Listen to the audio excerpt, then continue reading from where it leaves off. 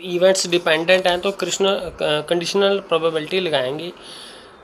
इसका मतलब probability of B A has occurred, the event A has occurred, तो इसका probability of A and B divided by probability of A, इसको A की probability से divide करेंगे। ए एंड बी होता है प्रोबेबिलिटी ऑफ ए फाइंड करनी है, ए एंड बी का ये मल्टीप्लिकेशन थ्योरम लग गई डिपेंडेंट इवेंट्स के लिए। उसमें हमने ए हैज़ अकर्ड कर दिया, ठीक है। ए हैज़ अकर्ड तो बी की प्रोबेबिलिटी फाइंड कर लेनी है और प्रोबेबिलिटी ऑफ ए, इन दोनों को मल्टीप्लाई कर देंगे, ठीक है। इसी तरह ये वाला फार्मूला है, बी की प्रोबेबिलिटी फाइंड करनी है और probability of A B has occurred multiplied by probability of B. तो इसको इस क्वेश्चन से समझते हैं। वैसे ये क्वेश्चन मैं आपको पहले भी करा चुका हूँ, जो रिप्लेसमेंट, जब हम कार्ड को रिप्लेस नहीं करते थे तो 52 होते थे और 51 आ जाते थे, तो यही वही वाले क्वेश्चंस हैं। ए bag contains 5 red 3 yellow balls, अब 8 बॉल्स हैं उसमें, 5 रेड हैं और 3 येलो बॉल्स हैं। 2 बॉल्स हमने ड्रॉन करनी है, वन आफ्टर दी अनदर, पहले एक बॉल ड्रॉ करनी है उसके बाद दूसरी ड्रॉ करनी है, पर रिप्लेस नहीं करनी है। जब रिप्लेस नहीं करनी है तो ये कंडीशनल प्रोबेबिलिटी लगेगी, ठीक है। तो what is the probability that both balls are yellow, तो दोनों बॉल्स जो होंगी वो येलो होंगी। तो लेट ए भी drawing A yellow ball in first draw, A event ले लें तो फर्स्ट ड्रा में टोटल 8 बॉल्स हैं तो येलो बॉल्स हैं 3, तो ए की प्रोबेबिलिटी आएगी 3/8, क्योंकि ये इवेंट डिपेंड कर रहे हैं। अगर रिप्लेस नहीं कर रहे हैं हम तो जैसे 8 बॉल थी तो अब 7 रह जाएंगी, तो डिपेंडेंसी हो जाती है, ठीक है। तो इस केस में हम ये कंडीशनल प्रोबेबिलिटी लगाएंगे। तो दूसरी ड्रॉ में भी सेकंड बॉल आए पर फर्स्ट बॉल ड्रॉन थी वो येलो थी, तो ये फर्स्ट बॉल ए ड्रॉन बॉल येलो थी, ये हो चुका है इवेंट, तो हमने बी की प्रोबेबिलिटी फाइंड करनी है। ये कंडीशनल होगी क्योंकि कंडीशन लगा दी ना कि उस बॉल को हमने रिप्लेस नहीं करना है।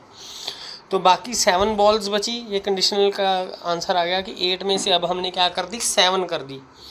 तो अब 3 बॉल्स येलो, हमने येलो होनी चाहिए, वो भी 3/7 हमारा यहाँ पर आएगा 3/7, ठीक है। तो वो जो डिपेंडेंट इवेंट्स थे, क्योंकि डिपेंड करते हैं कि अब ड्रॉ कर रहे हैं एक बॉल तो वापस नहीं कर रहे हैं, दूसरा डिपेंड कर गया, तो उस केस में ये कंडीशनल प्रोबेबिलिटी के लिए ये मल्टीप्लिकेशन थ्योरम ऐसे लगेगी, probability of A B is equal to probability of A. जब इंडिपेंडेंट होते हैं तो हम क्या करते हैं, प्रोबेबिलिटी ऑफ ए गुना प्रोबेबिलिटी ऑफ बी, यहाँ पर कंडीशन लगी तो हम कहाँ, बात तो वही है, probability of B, probability of A multiplied by probability of B, पर यहाँ पे बी कंडीशनल ए है क्योंकि ए वाला इवेंट अक्कर कर चुका है जो पहले वाला, उस कंडीशन के अकॉर्डिंगली हमने लिख दी इसको प्रोबेबिलिटी। तब दोनों को मल्टीप्लाई करेंगे तो हमारा आंसर आ जाएगा ये, ठीक है। फिर उसके बाद एक क्वेश्चन हमारे पास ये है, एक बैग में ये बॉल्स हैं 5 white 3 blue and 4 black balls, नहीं 4 बॉल्स हमने ड्रॉन करनी है, टोटल 8 बॉल्स हैं बैग में, वाइट और ब्लैक। तो what is the chance that they without replacement successfully draw करनी है, मतलब एक एक करके ड्रॉ करनी है, पहले एक बॉल ड्रॉ करनी है फिर दूसरी, पर उनको वापस नहीं करना है।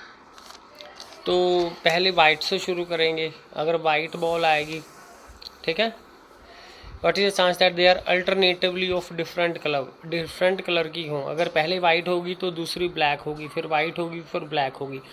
दूसरा केस बनेगा, अगर पहली ब्लैक आ जाती है तो दूसरी वाइट, फिर ब्लैक दूसरी, चौथी वाइट, ये अल्टरनेटिवली हमने ऐसे करना है।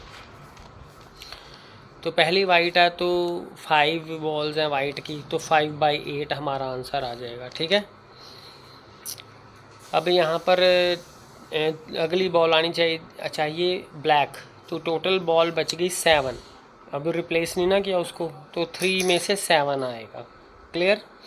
अब नेक्स्ट हमारे पास आया वाइट आनी चाहिए, अब बॉल 2 निकल गई, बच गई 6, तो वाइट भी बाहर निकल गई, एक 5 में से एक बच गई 4, जो 4 4/6।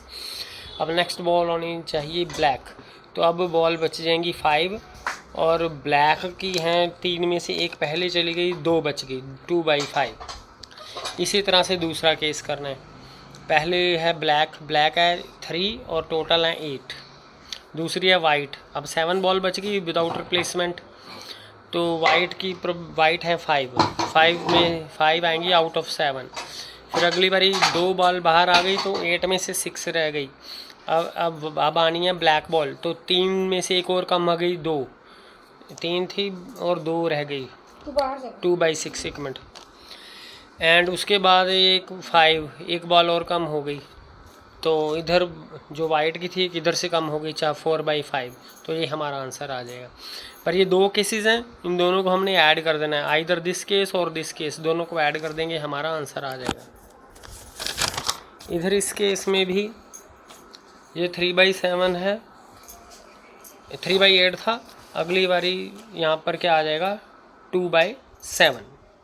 तो 3/8 2/7 ये हमारा आंसर आ जाएगा, जो पिछला क्वेश्चन था।